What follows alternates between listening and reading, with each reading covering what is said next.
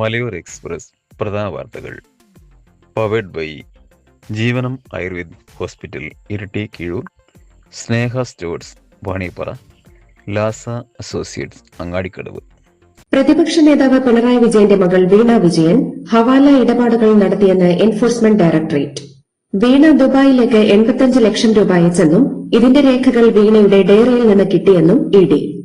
വരുമാനത്തേക്കാൾ കൂടുതൽ തുകയുടെ ഇടപാടുകൾ നടത്തി മറ്റൊരാളുടെ പേരിലുള്ള സിം കാർഡ് ഉപയോഗിച്ചാണ് ഇന്റർനെറ്റ് കോളുകളും രാജ്യാന്തര ഇടപാടുകളും നടത്തിയതെന്നും കണ്ടെത്തി.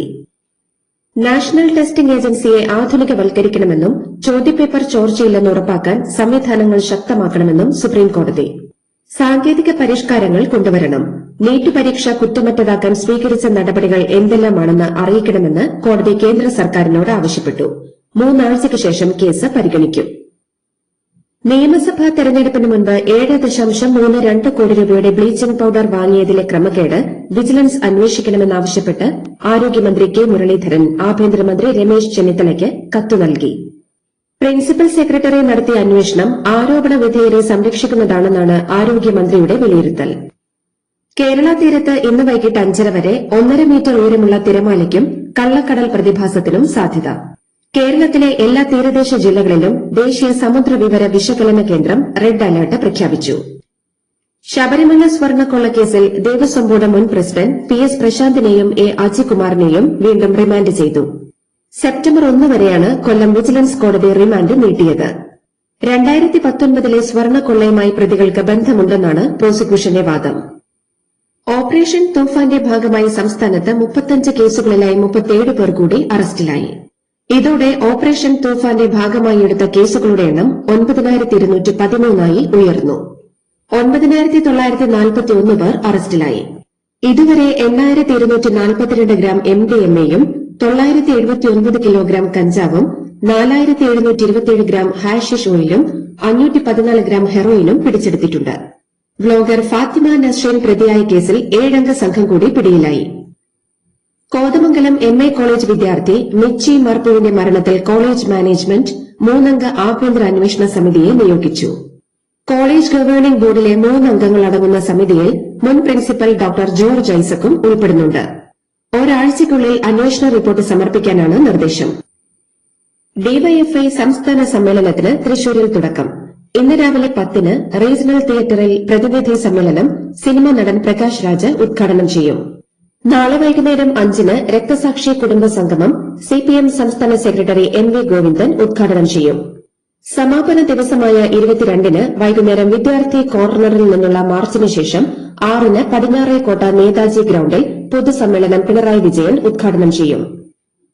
2 വിമാനത്താവളങ്ങളിൽ അന്താരാഷ്ട്ര സർവീസുകൾ റദ്ദാക്കി.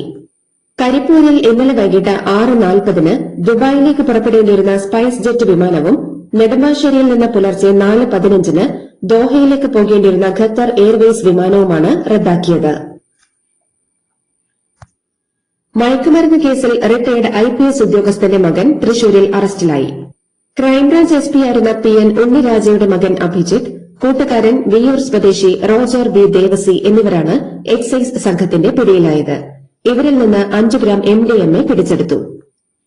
റിക്രൂട്ടിംഗ് ഏജന്റുമാരുടെ ചതിക്കുഴിയിൽ വീണ് റിയാദിലെത്തി ദുരിതത്തിലായ മലയാളികളടക്കമുള്ള 24 നഴ്സുമാർക്ക് റിയാദിലെ സ്വകാര്യ ആശുപത്രികളിൽ ജോലി നൽകി. World Malayali federation Riyadh council ഭാരവാഹികൾ ഇടപെട്ടാണ് കേരളം, തമിഴ്നാട്, കർണാടക എന്നീ സംസ്ഥാനങ്ങളിൽ നിന്നുള്ള നഴ്സുമാർക്ക് ജോലി നൽകിയത്. സംസ്ഥാനത്തെ പഴയ 108 ആംബുലൻസുകൾ മാറ്റി 336 പുതിയ ആംബുലൻസുകൾ അടുത്ത ദിവസങ്ങളിലായി നിരത്തിലെത്തും. കനിവ 108 ആംബുലൻസ് സർവീസ് ശൃംഖലയ്ക്കായി കേരള മെഡിക്കൽ സർവീസസ് കോർപ്പറേഷൻ വാങ്ങിയ ആംബുലൻസുകളുടെ രജിസ്ട്രേഷൻ നടപടികൾ പൂർത്തിയായി വരികയാണ്. നിലവിലുള്ള 316 ആംബുലൻസുകൾക്ക് പകരം പുതിയവയും അതിനു പുറമെ വെന്റിലേറ്റർ സൌകര്യമുള്ള 14 ആംബുലൻസുകളും നവജാത ശിശുക്കളെ കൊണ്ടുപോകാനുള്ള ആംബുലൻസുകളും സർവീസിന് ലഭ്യമാക്കും. പത്തനംതിട്ടയിൽ പ്രളയ ദുരിതാശ്വാസത്തിൽ പങ്കെടുത്ത വാഹനത്തിന് പിഴ ചുമത്തിയ MVD ഉദ്യോഗസ്ഥരുടെ സസ്പെൻഷൻ സംബന്ധിച്ച് സംസ്ഥാന സർക്കാരിനോട് വിശദീകരണം തേടി ഹൈക്കോടതി. ഓഫ് റോഡ് വാഹനത്തിൽ അനധികൃതമായി ഘടിപ്പിച്ച ലൈറ്റുകൾക്ക് പിഴ ചുമത്തിയ ഉദ്യോഗസ്ഥരെ ഗതാഗത വകുപ്പ് സസ്പെൻഡ് ചെയ്യുകയും പിന്നീട് തിരിച്ചെടുക്കുകയും ചെയ്തിരുന്നു. കാലടി സർവകലാശാല പ്രതിഷേധത്തിൽ റിമാൻഡിലായിരുന്ന SFI പ്രവർത്തകർക്ക് ജാമ്യം. സംസ്ഥാന കമ്മിറ്റി അംഗം മെബിൻ ജോസ്, ബേസിൽ, യദു, വിജേഷ് എന്നിവർക്കാണ് ജാമ്യം ലഭിച്ചത്. അസ്ഥിബന്ധങ്ങളിലെ വേദനയും സന്ധികളിലെ തേയ്മാനവും കാരണം വിഷമിക്കുകയാണോ? നിങ്ങളുടെ ശാരീരിക ബുദ്ധിമുട്ടുകൾക്കുള്ള പൂർണ്ണ പരിഹാരവുമായി ജീവനം ആയുർവേദിക് ക്ലിനിക്. പരമ്പരാഗത ആയുർവേദ രീതിയും ആധുനിക അറിവുകളും സമന്വയിപ്പിച്ചുള്ള ശാസ്ത്രീയമായ ബോൺ സെറ്റിംഗ്, അസ്ഥികളുടെ ഘടന വീണ്ടെടുക്കുന്നതിനുള്ള ബോൺ അലൈൻമെന്റ് എന്നിവയാണ് ഞങ്ങളുടെ പ്രത്യേകത. വേദനകളില്ലാതെ, പാർശ്വഫലങ്ങളില്ലാതെ പൂർണ്ണ ആരോഗ്യം വീണ്ടെടുക്കാം. ജീവനം ആയുർവേദിക് ക്ലിനിക്, ആശ്വാസത്തിലേക്കുള്ള ശരിയായ പാത. ജീവനം, കീഴൂർ, ഇരിട്ടി. ബിജെപി തൃശൂർ സിറ്റി ജില്ലാ കമ്മിറ്റി ഓഫീസിനരികിൽ കള്ളപ്പണ സ്വീകരണ വിതരണ മൊത്ത കച്ചവട കേന്ദ്രം എന്നെഴുതിയ ബാനർ കെട്ടി കെഎസ്യു പ്രവർത്തകർ. കെഎസ്യു തൃശൂർ ജില്ലാ പ്രസിഡന്റ് ഗോകുൽ ഗുരുവായൂരിന്റെ നേതൃത്വത്തിലാണ് ഫ്ലെക്സ് കെട്ടിയത്. കെഎസ്യുക്കാർ തീക്കൊള്ളുകൊണ്ട് തലചൊറിയാൻ നിൽക്കരുതെന്ന് യുവമോർച്ച തൃശൂർ സിറ്റി ജില്ലാ കമ്മിറ്റി പ്രതികരിച്ചു. കേരള സർവകലാശാലയിൽ വിസിക്ക് പൊട്ടുതൊടൽ മത്സരം നടത്തി എസ്എഫ്ഐ പ്രതിഷേധം. പാറ്റ പ്രസ്താവനയിൽ വൈസ് ചാൻസലർ മോഹനൻ കുന്നുമ്മൽ നാണം കെട്ടെന്നും വിദ്യാർത്ഥികൾ മുഖമടച്ചു കൊടുത്തെന്നും ഉദ്ഘാടനം ചെയ്ത എസ്എഫ്ഐ സംസ്ഥാന സെക്രട്ടറി പി എസ് സഞ്ജീവ് പറഞ്ഞു. സിപിഎം സംസ്ഥാന സെക്രട്ടറി എം വി ഗോവിന്ദൻ ലോകം മാറിയത് അറിയാത്ത ആളാണെന്ന് പരിഹസിച്ച് സിഎംപി നേതാവ് പി കെ ശശി. ഗോവിന്ദൻ 70കളിൽ പഠിച്ച ഓത്തുപള്ളിയിലെ കിതാബുമായി ഇപ്പോഴും ക്ലാസ് എടുത്തു നടക്കുകയാണെന്നും പി കെ ശശി പറഞ്ഞു. ടിനി ടോമിനെതിരായ കേസിൽ നടി അൻസിബ ഹസൻ എറണാകുളം ജുഡീഷ്യൽ മജിസ്ട്രേറ്റ് കോടതിയിൽ ഹാജരായി രഹസ്യമൊഴി നൽകി. ടിനി ടോം വർഗീയ അധിക്ഷേപം നടത്തിയെന്ന പരാതിയിലാണ് കേസ്. സ്ത്രീകളെ സോഷ്യൽ മീഡിയയിലൂടെ അധിക്ഷേപിച്ച കേസിൽ അറസ്റ്റിലായ all Kerala men's association president Vattiyoorkavu Ajith കുമാറിനെ കോടതി ജാമ്യം അനുവദിച്ചു. Thiruvananthapuram additional chief judicial magistrate കോടതിയാണ് ജാമ്യം നൽകിയത്. ഓണവിപണിയിൽ മുന്നേറ്റവുമായി സപ്ലൈകോ. ഓഗസ്റ്റ് 1 മുതൽ 19 വരെ സപ്ലൈകോയുടെ വിറ്റുവരവ് 207 കോടി രൂപയായി. സബ്സിഡി ഇനത്തിൽ 72 കോടി രൂപയും നോൺ സബ്സിഡി ഇനത്തിൽ 135 കോടി രൂപയുമാണ് ലഭിച്ചത്. 19 ദിവസത്തിനിടെ സപ്ലൈകോയുടെ വിൽപ്പനശാലകളും ഓണം ഫെയറുകളും സന്ദർശിച്ചത് 26 ലക്ഷത്തോളം ഉപഭോക്താക്കളാണ്. ഓണത്തിന് ഹോർട്ടികോർപ്പിന്റെയും വിഎഫ്പിസികെയുടെയും നേതൃത്വത്തിൽ സംസ്ഥാനത്തുടനീളം 2000 ഓണച്ചന്തകൾ ആരംഭിക്കുമെന്ന് കൃഷിവകുപ്പ് മന്ത്രി ടി സിദ്ദിഖ് പറഞ്ഞു.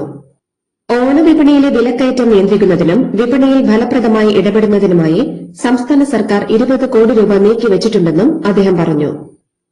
NSS general secretary G Sukumaran നായരെ പ്രകീർത്തിച്ച് സ്പീക്കർ തിരുവഞ്ചൂർ രാധാകൃഷ്ണൻ.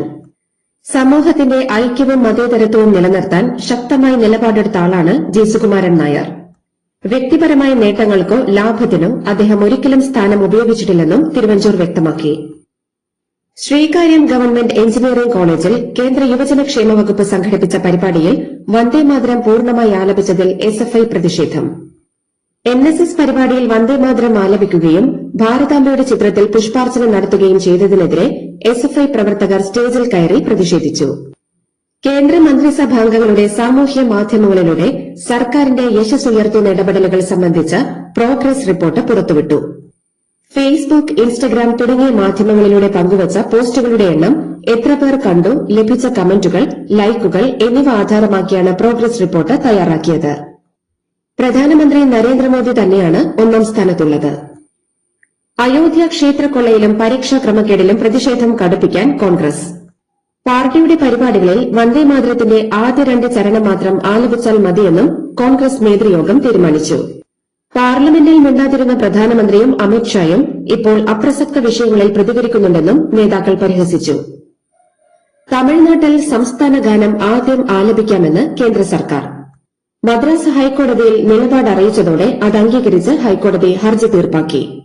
ദേശീയ ഗാനവും ദേശീയ ഗീതവും ആലപിക്കേണ്ട വേദിയിൽ ആദ്യം വന്ദേമാതരമാണ് ആലപിക്കേണ്ടതെന്ന് കേന്ദ്രം അറിയിച്ചു. തമിഴ് തായ് വാഴ്ത്ത് ആദ്യം ആലപിക്കണമെന്ന സംസ്ഥാന സർക്കാർ ഉത്തരവും പരിഗണിച്ചതായി കോടതി വ്യക്തമാക്കി. ഉത്തരാഖണ്ഡിലെ പിത്തോരാഗഡിൽ കനത്ത മഴയെ തുടർന്നുണ്ടായ ഉരുൾപൊട്ടലിൽ കൂലാഗഡ് വാലി പാലം തകർന്നു വീണു. പാലത്തിന് മുകളിലേക്ക് കൂറ്റൻ പാറക്കല്ല് പതിച്ചാണ് പാലം തകർന്നത്.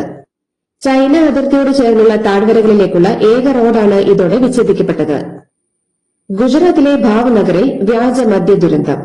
4 പേർ മരിക്കുകയും നിരവധി പേരെ വിവിധ ആശുപത്രികളിൽ പ്രവേശിപ്പിക്കുകയും ചെയ്തു. മദ്യസൽക്കാരമൊരുക്കാൻ നേതൃത്വം നൽകിയ 10 പേരെ കസ്റ്റഡിയിലെടുത്തു. നമ്മുടെ സ്വപ്നം ഒരു വീട് പണിയാണെങ്കിൽ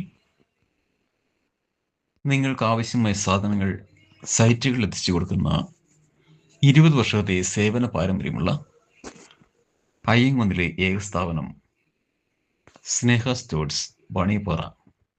എല്ലാവിധ ബ്രാൻഡഡ് കമ്പികൾ, steel and hardware, stationery and footwear, branded പൈപ്പുകൾ, TMT, സിമെന്റുകൾ, ബാങ്കിന് കീഴിലുള്ള വളങ്ങൾ എല്ലാം ഒരു കൊടുക്കീഴിൽ. Sneha stores Banippara, branch hi tech agency Keezhpalli. Australian missionary Graham സ്റ്റെയിൻസിനെയും മക്കളെയും ചുട്ടുകൊന്ന കേസിലെ പ്രധാന പ്രതി ദാരാ സിംഗിന്റെ ശിക്ഷ ഇളവിൽ ഉടൻ തീരുമാനമെടുക്കണമെന്ന് സുപ്രീംകോടതി. തീരുമാനം വൈകുന്നതിൽ ഒഡീഷ സർക്കാരിനെ വിമർശിച്ച കോടതി അടുത്ത മാസം 2-നകം തീരുമാനമെടുത്തില്ലെങ്കിൽ കോടതി തന്നെ വിധി പ്രസ്താവിക്കുമെന്ന് വ്യക്തമാക്കി. കർണാടകത്തിലെ ബിഡദിയിൽ വൻ വ്യാജമരുന്ന് നിർമ്മാണശാല കണ്ടെത്തി. ഫുഡ് സേഫ്റ്റി വിഭാഗം നടത്തിയ റെയ്ഡിലാണ് 5 കോടിയോളം രൂപ വില വരുന്ന വ്യാജമരുന്നുകൾ പിടികൂടിയത്. അതീവ ഗുരുതരാവസ്ഥയിൽ ICUവിൽ കഴിയുന്ന രോഗികൾക്ക് വരെ ഈ മരുന്നുകൾ വിതരണം ചെയ്തിട്ടുണ്ടെന്നാണ് വിവരം.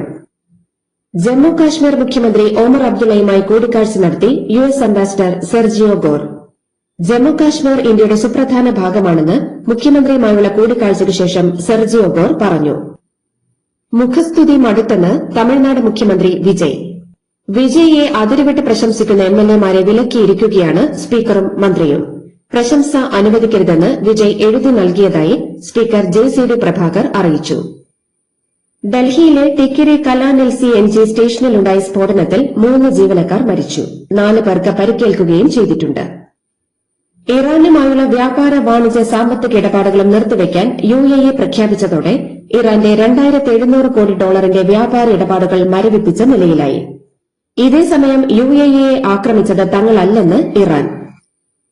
അമേരിക്കയ്ക്ക് പിന്തുണ നൽകുന്ന ഗൾഫ് രാജ്യങ്ങളെ യുദ്ധ പങ്കാളികളായി കണക്കാക്കുമെന്ന് ഇറാൻ കരസേനാ മേധാവി.